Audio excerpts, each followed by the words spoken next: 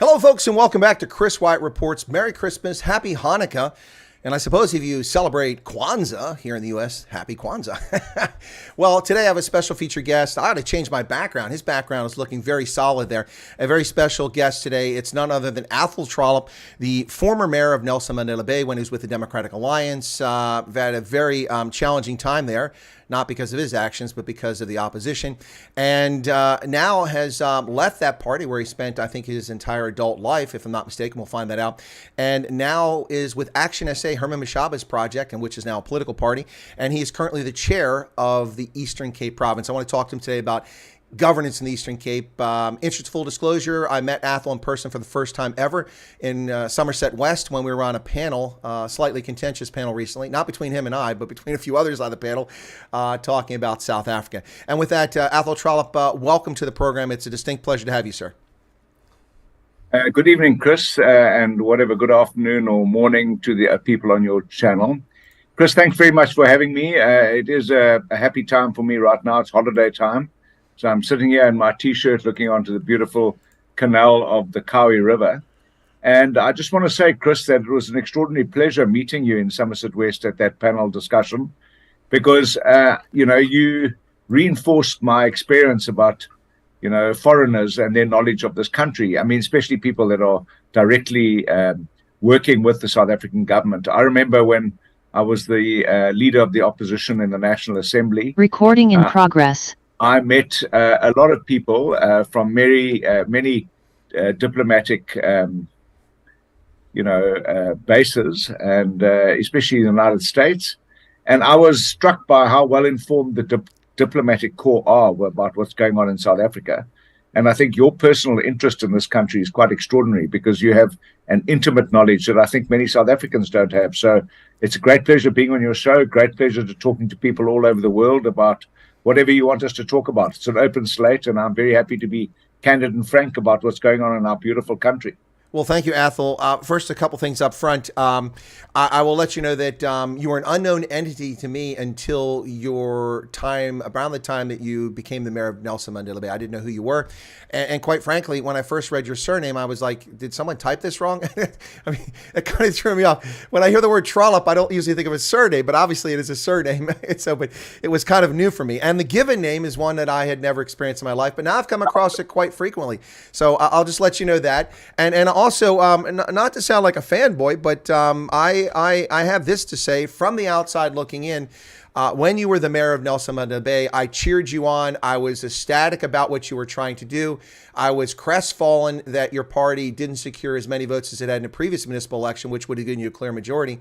And I really hoped the best. And I watched things unfold there. And I have to say that, and again, not to be a fanboy, but what you were able to accomplish despite the fact that your government was actively sabotaged in what I would call treasonous behavior by opposition and your coalition partners at one point or another, is truly amazing. And the other thing I would say about your time is that reading news reports and seeing photographs and video of rallies and events in the election, while you're in office, unseated, getting seated, I actually learned something about the Eastern Cape that I was unaware of.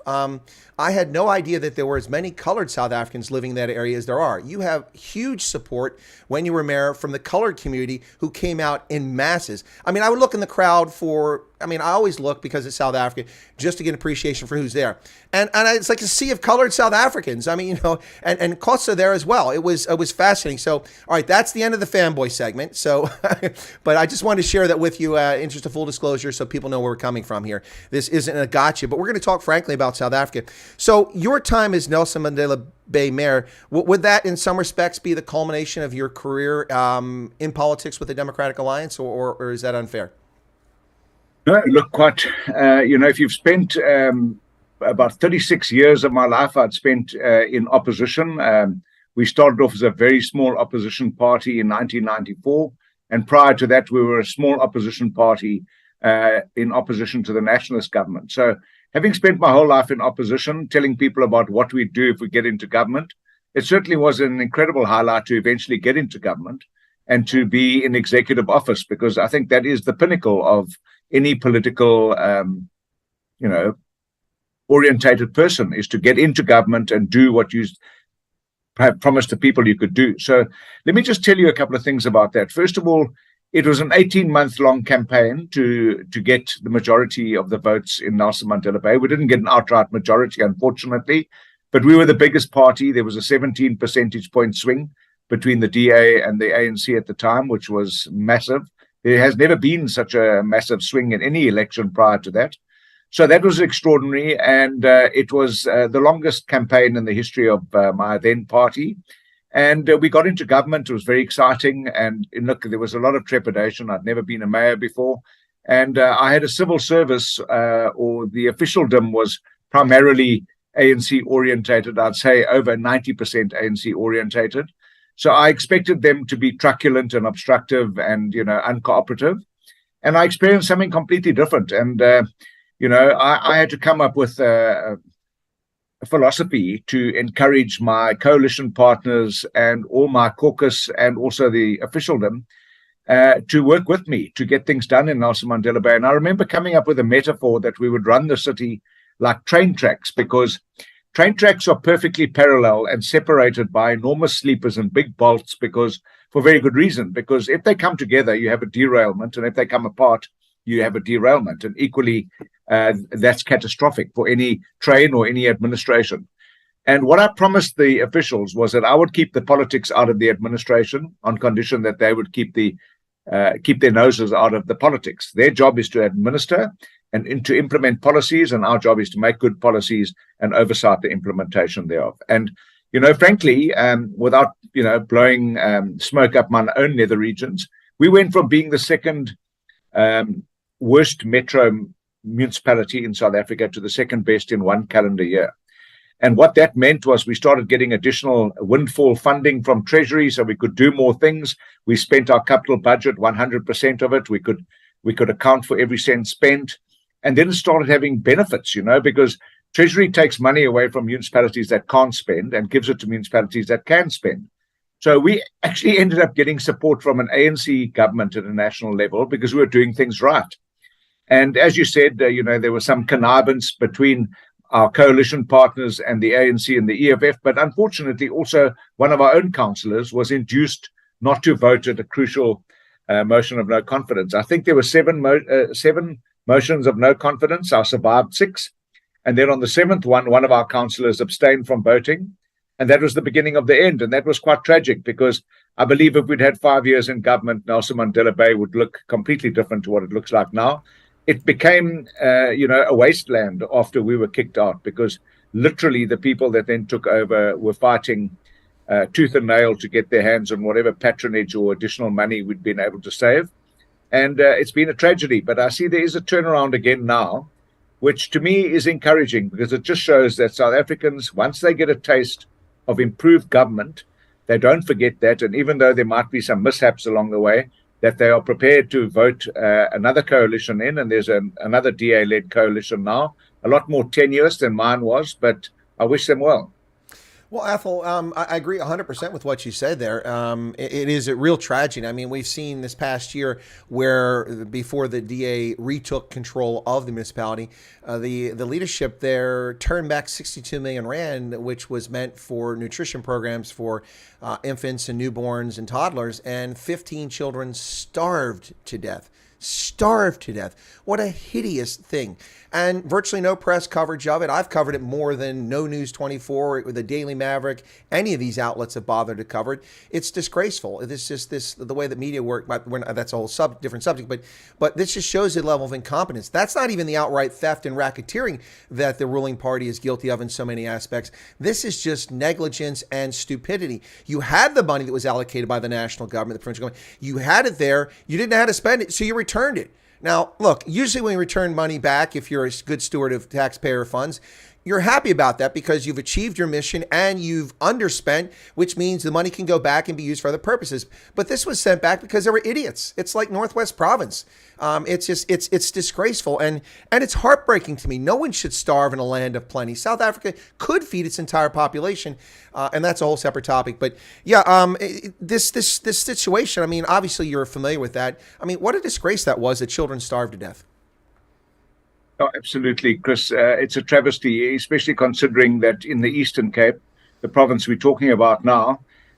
We don't have any mining or anything like that. There's some fossil fuel gas under the ground in the Karoo that people are looking at perhaps exploiting. But fracking has got a really bad name, so people are very wary of that. So our main assets are agriculture. We've got some incredible agricultural potential in our province. Tourism, obviously, is one of the biggest draw cards to the Eastern Cape. We've got a beautiful coastline.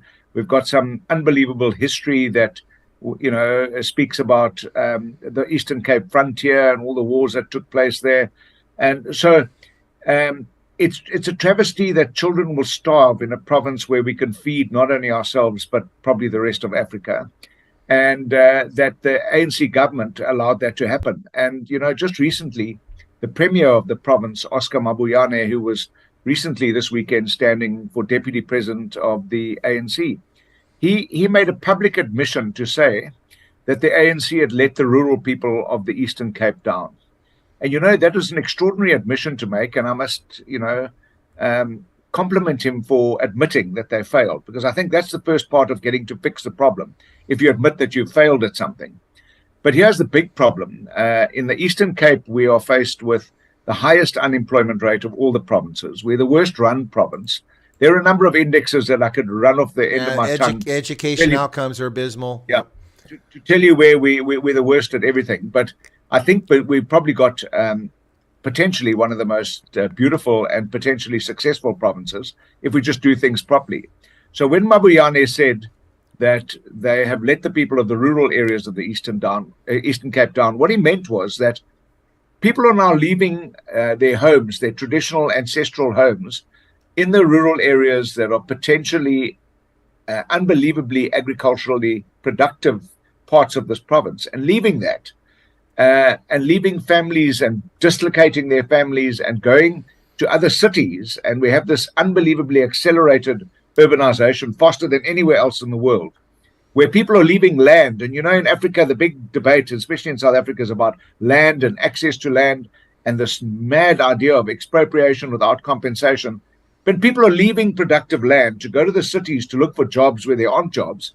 And they end up living on the periphery and the outskirts of cities in these terrible, that, you know, they're like transit camps, and they live in squalor and in shanties and no services and no social services, no dignity.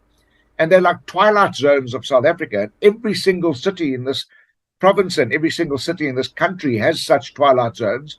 And that's the real failure of the ANC. So what makes me angry is that there's enough land in this province. There's enough land in this country for all South Africans who want to live on it and work it, but there's no support from the government to help people to work the land and make it productive. And the one thing, if I can say this, because I spent my life and my family spent their life in opposition to the nationalist government, there's one thing that they did, and they did really, really well.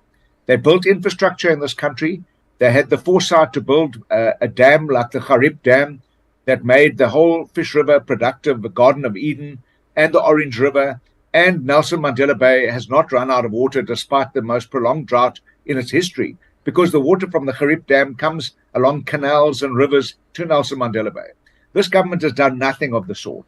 And when the nationalist government turned those, the Fish River, that was a perennial river, into an annual running river, they turned it into a Garden of Eden, and they put people on the land and gave them small allotments of land and supported them with an incredible extension service and people with expertise, and they turned that place into a productive river. That is just quite an extraordinary achievement.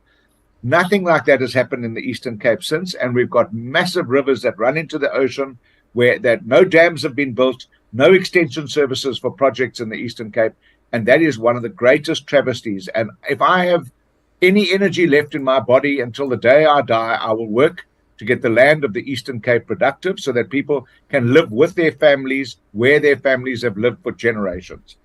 No, listen, Athol, you're not going to get an argument from me. Of course, you only know a little bit about me, but I was once a dairy farmer. In high school, I ran a dairy farm, Jerseys, Guernseys, and of course we had everything out, chickens, ducks, rabbits, turkey, all that stuff, horses. But it was a dairy farm.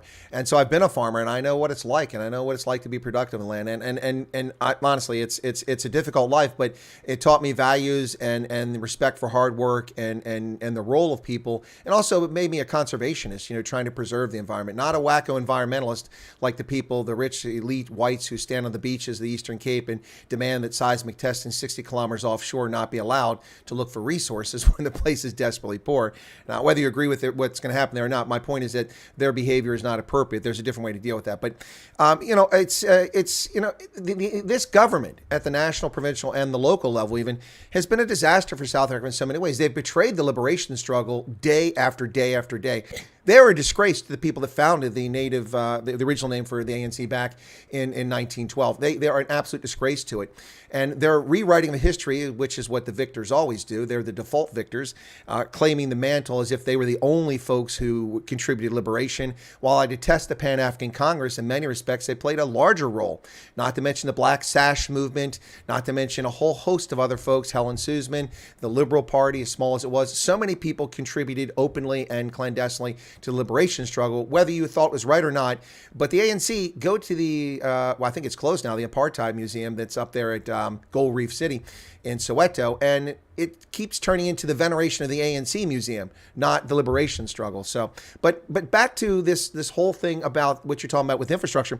There was one project that was supposed to be completed, had multiple phases, which was going to help the rapid urbanization of Gauteng in particular, and that's the Highlands Water Project. The only part of that's been finished is the first phase, which was started under the National Party, and it finished in '96. I've been there. I've seen the outlet where it comes out of the Drakensberg and flows north to go towards Gauteng. The other phases have never been done. What a disaster. What an absolute disaster. Hydroelectric power, clean, reliable water to Gauteng for its massive population. And of course, it's the lifeblood of South Africa. That is the most productive and wealthiest province and heavily industrialized part of South Africa. I have been calling the ANC since about 2019 a racketeering operation. And I can see no other description for them. There isn't a day that I don't go by, even the leftist press, which is very favorable to the ANC, that I don't see yet another story of corruption or criminal activity by an elected ANC member. And when people in KwaZulu-Natal don't aspire as young kids to be doctors, lawyers, scientists, botanists, soldiers, police, judges, farmers, but instead they want to be an ANC councillor on a municipal council so they can eat at the trough. And then they murder other ANC members to the tune of 75 to 150 council members over the course of a decade. Something is sick in society. That was a long little soliloquy there, but I'll give you a chance to jump in on any of that if you like. Yeah, Chris, as you said, I was with the Democratic Alliance, and prior to that, the Democratic Party and its predecessor, the Progressive Federal Party. My grandfather was a member of Parliament for the United Party. So my family have had a long history in opposition and liberal-orientated politics. That's quite a pedigree in opposition, quite a long period. Yeah, long time. And I left the Democratic Alliance in 2019 for a whole host of, my own personal reasons that, don't warrant being discussed here today. But I never thought I would leave that political party. And then it was traumatic, it was a traumatic time for me to leave a political party. But, I reflected on it a couple of years later, and I'll tell you when I reflected on it. And I realized that I'd spent my whole lifetime trying to convince people to change their minds. For example, people who'd voted for the ANC for very obvious reasons and who'd done so for generations before, to get them in the Eastern Cape to change their minds. And the art of politics, actually, is to get people to change their minds. And once I ratified that to myself, I felt a bit better. But I got out of politics, and for 2 years I had a consultancy business, and I primarily worked with some black citrus growers who were commercial farmers, and they were exporting most of their citrus all over the world and doing reasonably well. But they were hamstrung by some issues of, government not handing over title deeds. And, you've just said you farmed before. If you don't own the land, you can't leverage it. You can't really farm optimally. So I spent 2 wonderful years back in agriculture, which is my real passion, I don't regard myself as a career politician. I always have regarded myself as a conviction politician. And once I lost my conviction with the DA, that's the reason why I left the DA. But for 2 years, I was very happy. I was involved in agriculture, doing the things I loved, helping people to become more successful and more productive. And I was happy to, evaluate that after 2 years of working with those farmers, that their production had increased by 32%, which is a real, achievement for people who'd been farming for 30 years. But then Herman Mashaba came back into my life. He was the mayor of Johannesburg when I was the mayor of Nelson Mandela Bay. And he invited me to a meeting in Johannesburg, and we had a long meeting because obviously I needed to know about some things. He had the label of being EFF, sweet on the EFF, and that he was xenophobic. And we had long discussions about those things. And I knew the xenophobic label, just wasn't true because he was the mayor of Joburg, and he did reclaim some buildings that had been hijacked by primarily foreigners that were in the country illegally. And he simply has a philosophy that this country was built on the backs of immigrants. And we are still happy to have any immigrants come into this country on the condition that they come through the front door and we know who they are and that they're documented. We don't want anyone in this country who comes through the back door through closed windows and burglar guards, because then we don't know who they are. We don't trust them. So it's a very simple philosophy. It's not xenophobic at all. But after a 4-hour-long meeting, I remember saying to Herman, and he was telling me about what he was doing and what they were trying to achieve, and they were trying to give South Africans of all persuasions that are disillusioned or disappointed with whatever political party they belonged to before, and that they're trying to create this melting pot of people that want to now take, responsibility for fixing South Africa. And I said to him at the conclusion of our meeting that it was a noble cause, and I wished him all the best and wished him well. But I said to him, Herman, I've had enough. And I'll never forget his response, Chris, because that's why I'm back in politics. He looked back at me and he looked me in the eye and he said, that's fine. It's all well and good that you've had enough, but have you done enough? Oh, and, I got on the plane and I flew back to the Eastern Cape, and I thought about that question. We have the highest unemployment, great poverty. Almost all local governments are collapsed. We have a terrible reputation for bad government and corruption. And I realized that I hadn't done nearly enough, and there's still a lot of energy in me. And when I got home, I spoke to my wife and she said to me, look, politics is in your blood. And if you want to do it, I'll support you. And I phoned Herman Mashaba and I said, okay, I haven't done enough. I want to do some more. And I'm inspired by him too, because he's not a politician, never been a politician. He's invested a lot of his own money and time into getting this project off the ground. And ActionSA is the fastest growing party in the country.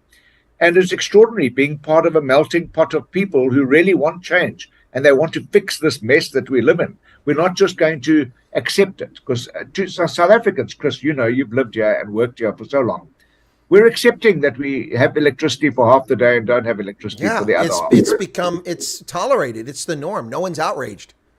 We tolerate the most unbelievable crime statistics. We tolerate the most unbelievable gender-based violence stories. And, South Africans are just too tolerant. And, I'm very blessed that I speak a number of indigenous languages. And I just tell people, indigenous South Africans, when I meet them in their own language, I say, to nyamezela is to have, to be able to withstand things and to just suffer in silence. To endure. And I don't understand why South Africans nyamezela so much. To nyamezela is to suffer in silence. And we in ActionSA, and I certainly, are not interested in suffering in silence anymore. We want to speak up. We want to take responsibility for government. We want to take responsibility for education, crime, safety and security, unemployment, all the things, all the travails of this country. We want to grab them and we want to take them back. Because, Chris, we have survived so long in this country with one of the smallest tax bases in the world for a country with a population like ours.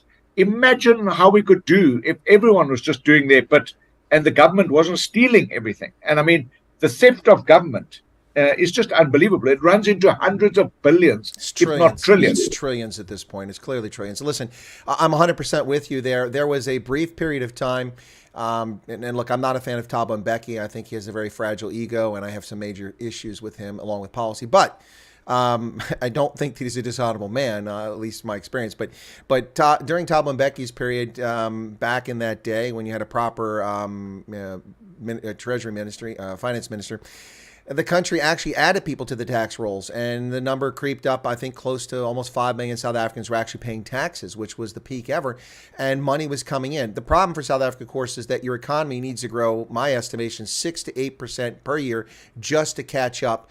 And that has to be sustained for over a decade plus, and it's not there. It's been rather anemic, or it's been contracting. But let me address a couple things very quickly. I want to come back to Herman Mashaba in a second, but I should mention that Lezan is here. Lezan is a refugee from Nelson Mandela Bay who moved to Botswana on my recommendation. So she's a nurse, and she said the change in PE in that year was amazing. She's referring to the year that you were mayor.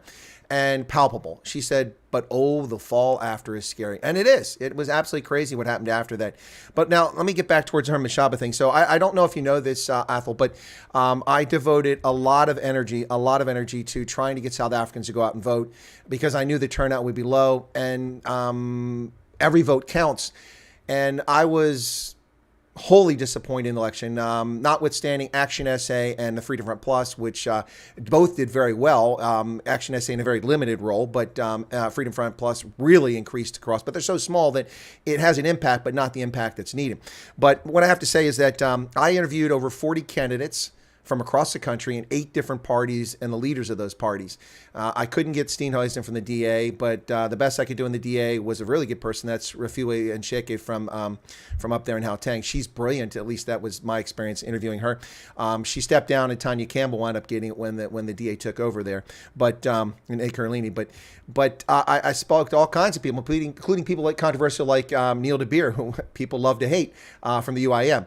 And it was a fascinating experience, and it was wonderful. I spoke to the IFP, not Mangosuthu Buthelezi, but the person he appointed to run it, and many others, General Holomisa from Eastern Cape UDM. And what frustrates me is that South Africans didn't vote. Now, the DA, and I'll castigate them for this, the DA came out and tried to paint it as if they did well. We're the only major party that did. No. You cannot compare 2019, a national election, to a municipal election in 2021. You have to look at 2016, because this is why I'm kind of frustrated, and I'd like to get your thoughts on this before we go back to Herman Mashaba.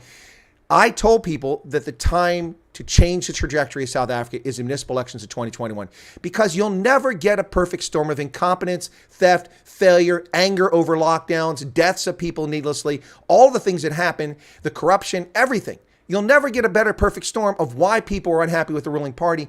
And the bottom line is, if you want to make a difference in South Africans' lives, you do it at the municipal level. The national level, geostrategic, yes, you can have an impact. The provincial, yes. But the rubber hits the road at the municipal level. That's where you see your councillors. That's where people can allocate resources, and a system very different than mine. I don't really agree with it, but that's where you can do it. And the fact that just 31% of voters turned out, I'm heartbroken at that. People should have turned out. In addition to that, the DA is like, well, we did well. No, I have the math. I did the math. The DA lost 37% of the 4,004,000 voters that it had in 2016. It dropped down to 2.5 million. The ANC did poorly. They lost 31%, but they got crushed in KZN. In KZN, they cratered. People just didn't go vote who supported the ANC. The IFP is looked as a victor, but the IFP only gained they lost 2% or 1 or 2% of the vote, or gained 1 or 2%. They didn't have much of an impact. But because the ANC voters didn't turn out, their votes were much more valuable, which is the point I made to opposition parties. And I'm so frustrated that people didn't get out and do it. They didn't listen. And people just kind of shrugged their shoulders and accept things. You said it a moment ago, and I'm not sure what language that was. I'm not familiar with that. But people just accept things. And you can't, because you'll have a miserable life. Because whether you like it or not, politics determines your fate in one way or another. Anyway, that was a long one again. It's your turn, Athol. Yeah, Chris, my figures are similar to yours, but 53% of the registered voters that had voted before in South Africa, so they were on the voters' roll, didn't vote in the last election. Yeah. 53%. 10 million, that's 20 million South Africans. 10 million South Africans are not registered who are eligible to vote. They're not registered. So, those people, you're hardly likely to get them to register. And it's a long, hard haul to try and convert those people to vote. But I'm not too worried, apart from the fact that we missed the opportunity in 2021. and we've got to wait another 5 years for the next local government election to take, to take advantage of that perfect storm that you talk about. That's getting worse by the day in South Africa. That's the real frustration. So we've got to wait another 5 years because South Africans were intransigent and they didn't vote. And, South Africans allowed apartheid to go on for 48 years. Fair point. That's ultimate endurance. Yeah. And it looks like we're going to have to endure the ANC, hopefully never for 48 years, but we're going to have to endure them for another 5 years. But we have a national and provincial government election in 2024. And I believe that 53% of the electorate that didn't vote are not written off. Those are people that are just in the political wilderness. They've already left their political party that they would have voted for in the past. So the lion's share of them are ex-ANC voters. Many of them are ex-DA voters because, the DA in the last local government election lost 8 municipalities in the Western Cape. Yeah, and they lost 37% of the votes that they had previously, and they did very poorly. And they lost 360 plus council seats. Yep. So it was a disaster. Lost their seats. A disaster. It wasn't a great election. So the reality is that there's a pool of voters out there, 53% of registered eligible South African voters, 20 million people, that Herman Mashaba and I and my colleagues from all 9 provinces, we are focusing on those people. And we believe that if we can mobilize them and get them to believe that this is a realistic alternative to the current political establishment, who collectively, Chris, must take responsibility for this quagmire that we find ourselves in this country. There are members of parliament that sit in parliament every single month, that get paid every single month, that have allowed the ANC to rape this country and pillage it to the extent that they have. There are people that are sitting in council chambers across this country that have allowed municipalities like Grahamstown, that is an iconic village in the Eastern Cape, an historic, beautiful village with unbelievably, successful education institutions, a university, great schools, some incredible cathedrals, and it was the flashpoint of colonial, incursion in this country. It should be the Stellenbosch of the of the Eastern Cape, but it has become, the armpit of the Eastern Cape. So those councillors from all political parties that sit in that council chamber, that have allowed the sewage to run down the streets of Grahamstown and the streets to become so potholed that you can hardly drive on them, they must all take collective responsibility. And we as ActionSA are going out to South Africans of all persuasions. And you said Nelson Mandela Bay has the biggest coloured population outside of the Western Cape. And the DA had the highest percentage of support amongst that coloured community, even than what they did in the Western Cape. Now, that community is now fragmented politically, and they support for the DA, the Patriotic Alliance, the Northern Alliance, the DOP Party, and various others. So instead of them being a really big, significant voting swath in that city, they've now fragmented themselves to such an extent that they have no real influence anymore. And to me, that is a reflection on the current political establishment. And our job is to mobilize those people to once again say, you have massive sway in the city and in this province. And the Eastern Cape is unique because this is where the Khoi and the San and the English and the Afrikaans and the Boers and Brits all came together.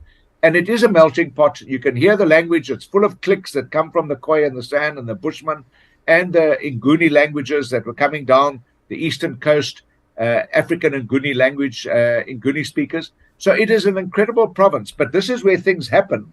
And this is where big clashes have happened in the past. And I believe it's going to become a political battleground state, if you want to put it that way. The Eastern Cape will become a political battleground state for the future of South Africa. I think it's a fair point, but I have to say that I just learned something and maybe make a point here. I didn't realize that Grahamstown had descended to such a level. I thought the armpit of the Eastern Cape was Dispatch. I mean, that's where Ronaldo's from.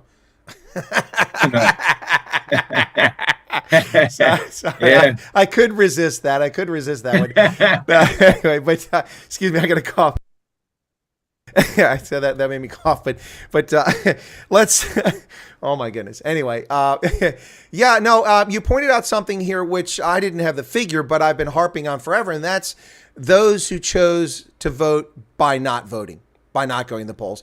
53% of eligible voters who voted previously didn't show up. And you're right to say that's a pull. And that's what I've told parties like the Freedom Front Plus and UIM. And I've had little interaction with ActionSA, just a little bit. A few candidates I was able to get municipal level.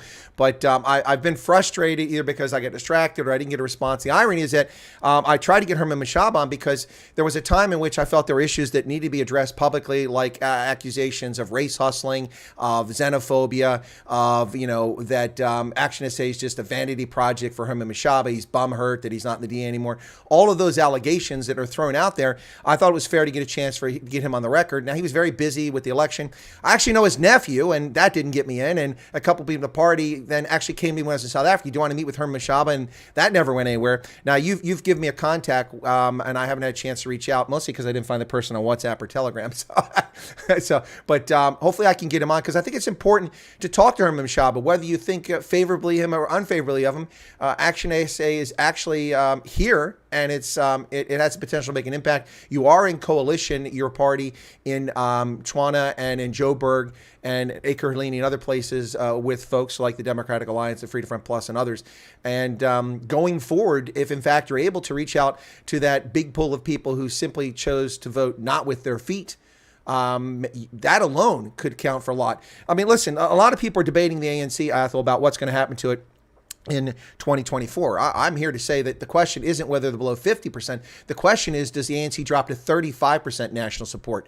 Now, if the party in fact fractures, which I think is a little less likely after the sham election they just had at their leadership conference, if it had gone a different direction, I think the party would have fractured right there.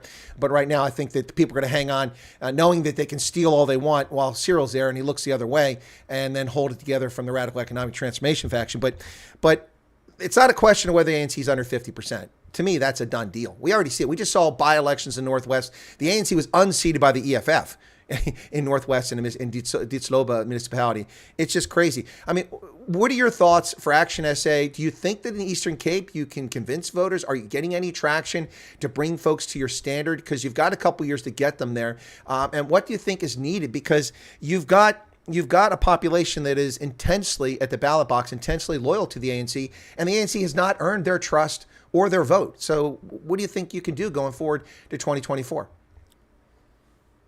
Well, first of all, I'm surprised you haven't got hold of Herman yet, and I make a commitment to you that I'll do everything in my power to get Herman onto one of your shows. Well, I don't blame Herman. That's in part my fault, So that's fine. He's just one of the most accessible politicians I know. And he really puts himself out there, and there's nothing he won't do to speak to the media. We believe that social media is going to be a massive tool in the next election, and social media is very much something that we're focusing on. We actually want to turn every single cell phone into a television set and into a canvassing tool. Now, are you going to pay SABC the licensing rights for the?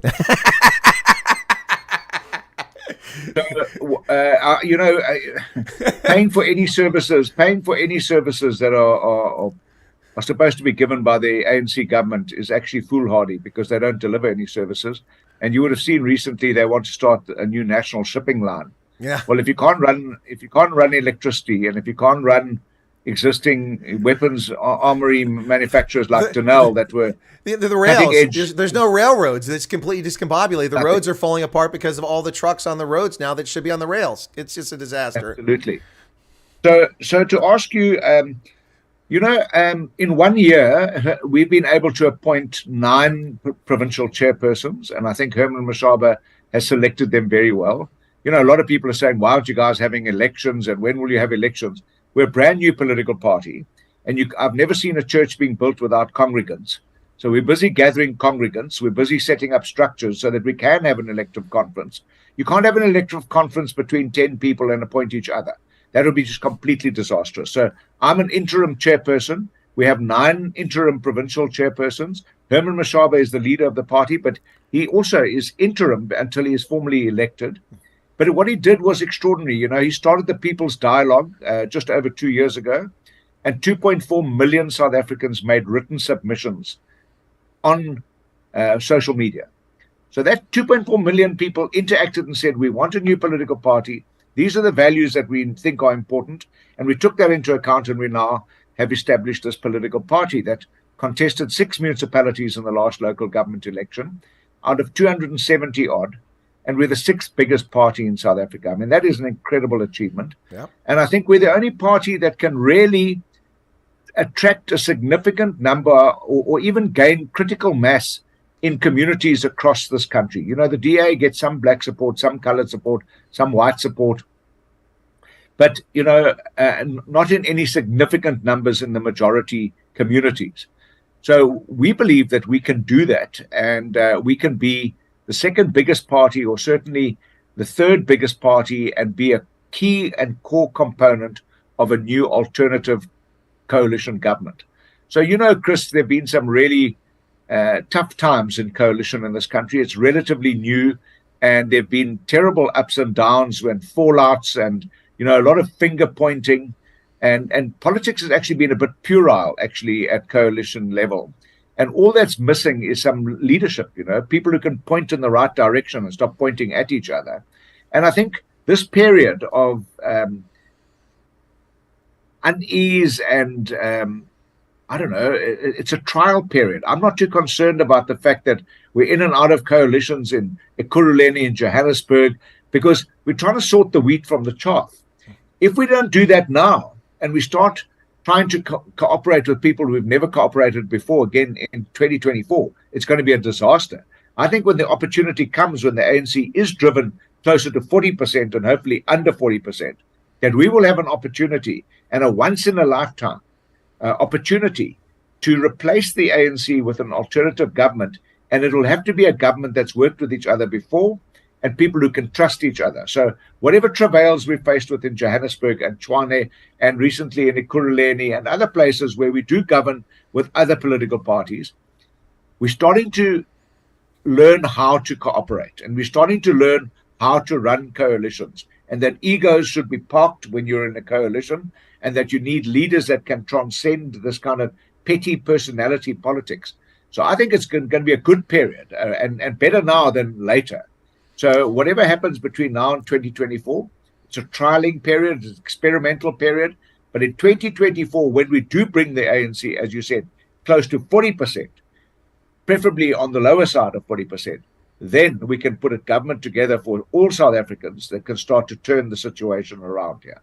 Well, I think that's brilliantly said. You know, and one of the things I've talked about in South Africa for a few decades here is that, you know, immediately after the ANC took over the country, they began reorganizing municipalities and basically, in my description, making super municipalities.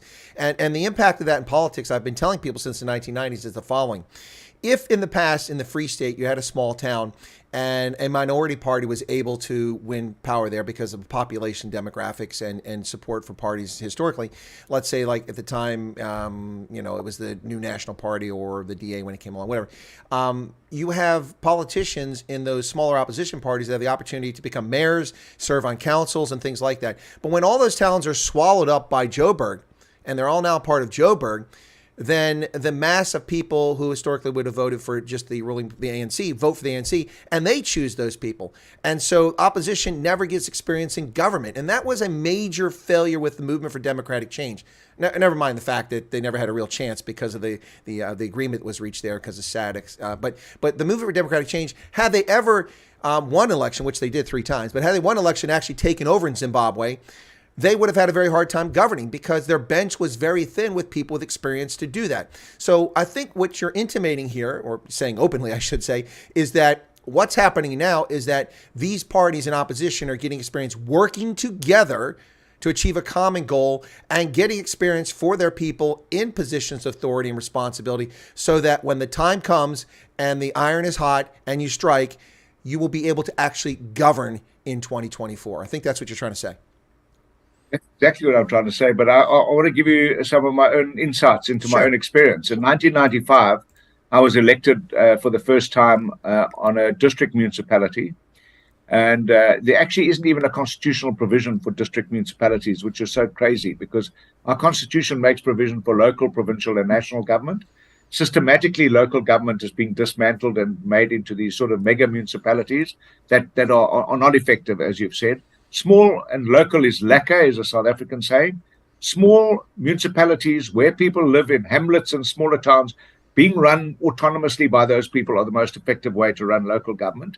But the ANC have done away with that, and they've now amalgamated a lot of municipalities. Now the ANC is saying, well, they wonder whether we should have provincial governments, and they want to, amalgamate provinces into one big national government, which would be complete disaster. So we must try and head that disaster off at the pass and make sure that that never happens. And we need to cascade local government and provincial government down to where the coalface of government should be, is at local level.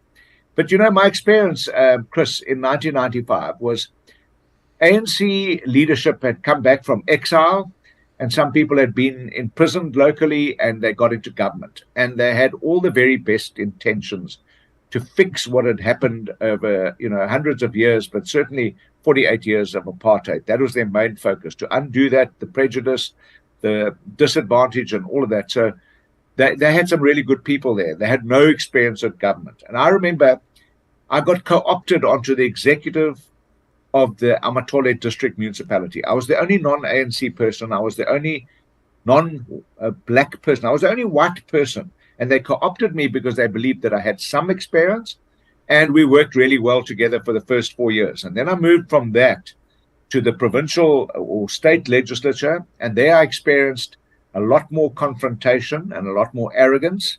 And I learned over the years that the confrontation and the arrogance came from the fact that the ANC was being found out, that they were incompetent, they weren't governing well, and that the road to hell was paved with good intentions.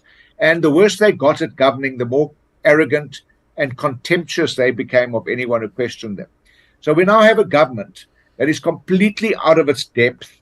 They can't handle any criticism. They don't handle oversight and opposition very well at all. And their default position has now been race or racism or blaming apartheid or just delving into whatever distant past to try and blame their failures. So I really think that our government has now been exposed for what they are. They are completely incapable of governing because of cadre deployment and jobs for pals and all those kind of things. Instead of finding competence and putting competent people into positions, they put their buddies there and they siphoned off what they can. And South Africans, I think, are ready. One never knows when you eventually scrape the bottom of the barrel. But, sometimes in life you have to scrape the bottom of the barrel before you pick yourself up and think, I now have to do something differently. If you think about people who've been, addicted to drugs or any form of addiction, they have to really get to a point where they want help. Families can take them and put them into institutions, and they get out of there and they go back to their old habits until they get to a point where they want to be helped. And then they can actually turn that around and rehabilitate. And I believe that South Africans need to get to a point where they say, we now want to rehabilitate. We want to self-rehabilitate. We want electricity. We want better education for our kids. We want roads that are trafficable. We want rail back in this country. We want a government that's accountable. We are prepared to pay taxes, but we want a government to account for those taxes. And until that time happens, we will limp along and we will frustrate ourselves. But I think we're getting very, very close. And Chris, you said you were frustrated that 2021 wasn't the time. 2024 might be the time. And if we miss that deadline, then 2026 is the very last deadline before, if you don't self-rehabilitate, you go to a mortuary. That's the reality. Yeah, no, you can put a nail in the coffin. It's going to be dead and buried. I don't know if it'll make it that long. It's all these people who are hell bent on secession. Keep talking about Western Cape. The Cape. You might need to pay attention to the Zulu Kingdom and secession on that side. That may come first, particularly after what's happened since the internal insurrection in July of 2021 with the ANC. The subsequent people who didn't vote for the ANC. ANC went to great efforts in the 1990s with the People's War and their actions to go to war with the Inkatha Freedom Party and KZN, and then of course the elevation of the former MK intelligence head Mkhonto Jacob Zuma to the presidency, which brought a lot of Zulu voters over to the ANC's fold. And ever since then, they've just screwed they've missed the plot, and the ANC is cratering KZN. So I don't know what that holds there, but I think, listen, Athol, you've been very generous with your time. You agreed 45 minutes. We've gone a few minutes past that, so I don't want to overstay my welcome here because I'd like to get you back. But I do want to address one more thing, and I think it's critically important if you don't mind, and that is that South Africans have to be frustrated with something that definitely needs to be done, and it can't be done by voters. It has to be done by the bureaucracy and the institution and by leaders. And while the ANC is in power, it's going to have to be by them. Ramaphosa has shown no inclination to do his empty promises back when he defeated Nkosazana Dlamini Zuma by 70 votes in 2018. He's shown no inclination to pursue evildoers and misdeeds. Accountability completely absent in South Africa at all levels. State parastatals, in governance, Zandile Gumeda, Ace Magashule, Cyril Ramaphosa's Palapala, the Drs. William Kizi, the Special Investigating Unit showing there's prima facie evidence that he should be charged with a crime, yet he sits in Parliament and draws a salary and votes on matters of national importance. There is zero accountability amongst politicians. There is zero accountability for state-owned enterprises. There is zero accountability for failures. 72 murders a day. That's up 28% from when Cyril Ramaphosa took over. It is absolutely heartbreaking, and it's got to be frustrating for regular South Africans when you don't even know if it's safe to go out of your home. By the way, just a quick anecdotal story before you get a chance to respond to that. When I was in South Africa, I did an epic tour. I was in 7 of 9 provinces in August and September. Met with a lot of famous people and celebrities, including a person worth about $1 billion whom recognized me at the Sevens World Cup. That was a bit of a surprise. A controversial figure, and I'll leave it at that. But anyway, I had an interesting conversation weekend with that person and his family. But I was there, and I went to Steve Hofmeier's house for a braai. Steve invited me for a braai. I went there, and I had been given a bag by the Sightlanders. It was another group of people because I deal with everybody. So I went up to Uppington. We had a presentation. They gave me a leather satchel, and it was, they burned into it, Colonel Chris Wyatt, the date, and had Sightlanders on there. Gave me 3 bottles of wine and a bottle of brandy. It was very kind of him. Since I can't carry it back to the States, I figured I'd drink it in South Africa. Anyway, I went to Steve Hofmeier's house. I took it there to show it to him and offered to drink the brandy with him. Well, you know how braais go. We got busy. I left it in his kitchen, and I forgot about it, and I left there. And I stayed at a friend of his who's a mutual friend of ours. I've known the person long before Steve Hofmeier. Anyway, so I went and stayed at his house, and then I left the wine there when I headed down to KZN. I forgot all about it. So I never quite got back with him and linked up to get the wine. He tried to send it to me in the Western Cape when I was down there. It just didn't work out. So I said, I'll be back in February. I'll get it then. His home was recently invaded in a very secure neighborhood in a nice part of Centurion. And they stole everything, including my satchel of wine. They stole my wine. Now, here's the upshot. I really feel bad for my friend, but the wine, they carried it away from the house and they got to the bushes or the Vel where they were going to, I guess, load it up or whatever they're doing. They must have looked at it and either they saw the Colonel on there or they saw Sightlanders. They put it down and abandoned it. And my wine has been recovered. So my friend has no furniture, no stereo, no property. They didn't kill his dogs, thank God. But he has my wine. So when I come back to Gauteng, I'll be enjoying my wine. My point is that there's no accountability. What do you do as a citizen? What can you do? How do we make these ghouls do their job in the Ministry of Justice, in SAPS, at the municipal police, at the government level? I know that's an impossible question to answer, but I just want to get your take on it. And if you agree with me that it's frustrating with no accountability.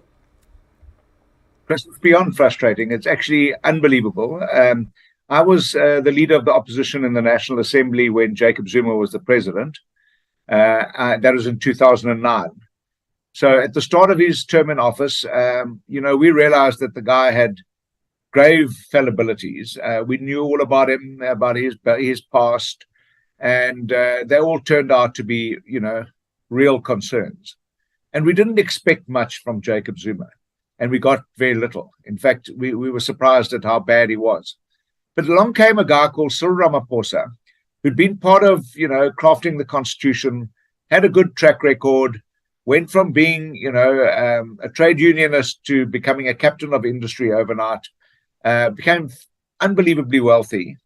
And when he became president, there was this Ramaphoria that swept through the country. Not with me. I called him out from the beginning. But the majority of South Africans, black and white, were so excited about this guy. He had more support going for him than Nelson Mandela did across all communities.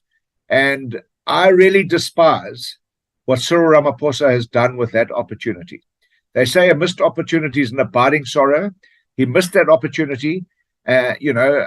I'm not that parochial that everything that the ANC done is bad. But, if he had succeeded and he had lived up to the expectation and followed through on the promises that he'd made, even though he's an ANC president, would have been good for South Africa. But everything he has done and everything that he has said, he has not delivered on any of the undertakings. He has presided over state larceny that is even more grave than what happened under Jacob Zuma, if you can believe it. Zweli Mkhize was stealing money during the COVID pandemic when he promised us that no money would be stolen. More money was stolen during the COVID pandemic. So I despise Cyril Ramaphosa for, they say in Afrikaans, die olifant het 'n muis gebaar. Yeah. When Cyril Ramaphosa was made president of South Africa, everyone was expecting that the elephant was going to give birth to something unbelievable, and it gave birth to a mouse. And that's the travesty of Cyril Ramaphosa. And what have the ANC done? They've just re-elected him for another term of office. Now, I until very recently felt I don't care who they elect. They can elect a broomstick as far as I'm concerned. The ANC's done. But I suppose Cyril Ramaphosa is better than somebody like Zweli Mkhize or Ace Magashule or, Nkosazana Dlamini Zuma. But better than what? It's a really bad comparison to make. It's a low bar. Any ANC president is not going to be good for South Africa. That's my opinion. That's the opinion of ActionSA. And we've said it. We've said we will not go into coalition with the ANC because you can't fix something with the very people who broke it. So we are not going to rely on the ANC or the limp-wristed Cyril Ramaphosa. He's a grave disappointment. And I actually despise the man for the fact that he missed the greatest opportunity, post-liberation, political opportunity of all. Listen, Herman, Herman Chavez in my head. Athol, I think that at the end of the day, historians will be very unkind to Cyril Ramaphosa for exactly that reason. He arose at a time, despite his background, despite his being the deputy president under Zuma era, at a time when he could have changed things. Now, I warned people from the very beginning that he was in a very tenuous position within the ANC because he barely won that elective conference by 30 votes, 36 votes the other way, and NDZ is the president because, of course, South Africans don't vote for the president. You use a parliamentary system. So I understand why some Zuma stalwarts became part of his cabinet, but became overpopulated by those people, and I don't forgive him for a moment. I never trusted him, and I see this as the greatest opportunity to correct the ship, to right things, to fix education, to deliver services, to clean out the parasites and the parastatals and in the government, and actually get people to deliver for the citizens of it. It's perhaps one of the greatest tragedies of South Africa. The emergence of HIV was a horrific tragedy for South Africa in the late 1990s, the early part of this century. But I think this is almost on a parallel with it because of what it's done to the country.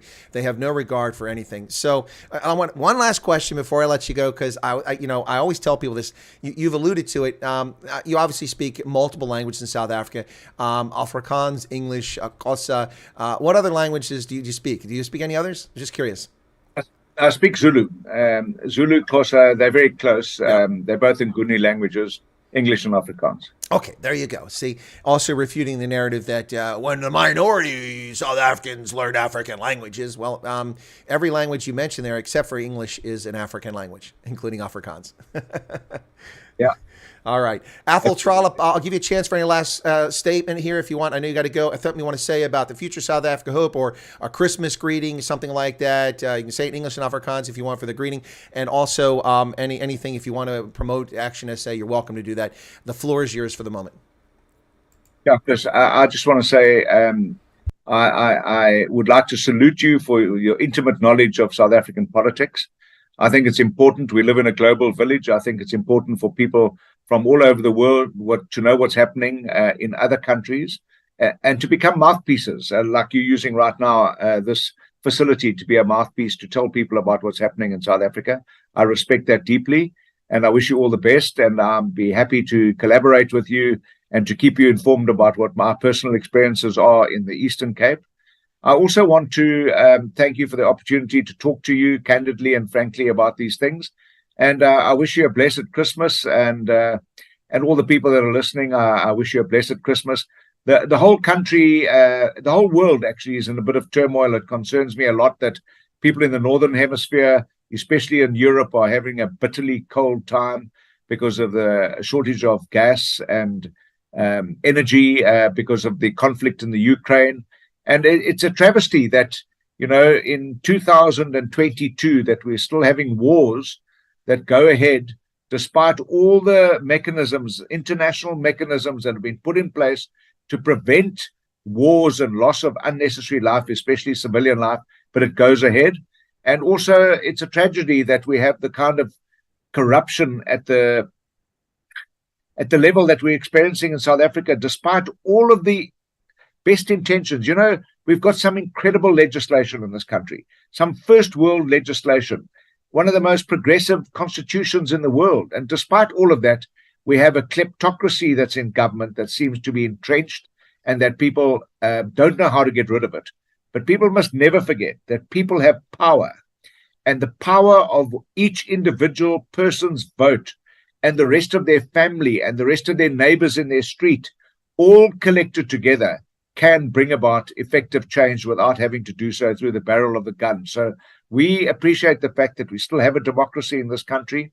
We encourage South Africans to use the opportunity and the privilege of being able to vote in an open, transparent, free and fair electoral system. That go and do that, because staying at home is not going to change anything. And that's my message. And ActionSA is a fresh, new alternative in South Africa. And we hope we won't let you down. But if we do let you down, we encourage you to vote us out of office wherever we are found in office. Wow, that's my kind of politics. We expect you to hold us accountable, and if you do, it's on us. That's basically what you just said. Athol Trollip, it's been a distinct pleasure. By donkey, and I always screw up the G, but I'll try it again. Gesinde Kerstfeest. Gesinde Kerstfeest, Colonel. Merry Christmas to you, and I look forward to future engagements with you heading back on. And thank you for the efforts to help me get in touch with Herman, because I think it's important for him to get on the record. And like you said, social media definitely is a path forward, especially for opposition parties to gain traction. And also for me, not for the parties to gain traction, but for South Africans to be better informed.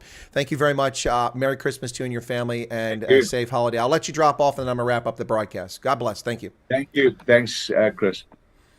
All right, ladies and gentlemen, that was the former mayor of Nelson Mandela Bay, Athol Trollip. Don't know if he's able to get off there. I'll make sure I help him out there. Oh, he's gone. Okay. All right. Athol Trollip from, why is that sticking up there? Okay, there we go. Athol Trollip from the Democratic Alliance for much of his adult life, and now a member of ActionSA, who was convinced to come back into politics by Herman Mashaba, none other than Herman Mashaba. I hope you enjoyed the conversation. He was very generous. We actually went for an hour. It was scheduled for 45 minutes.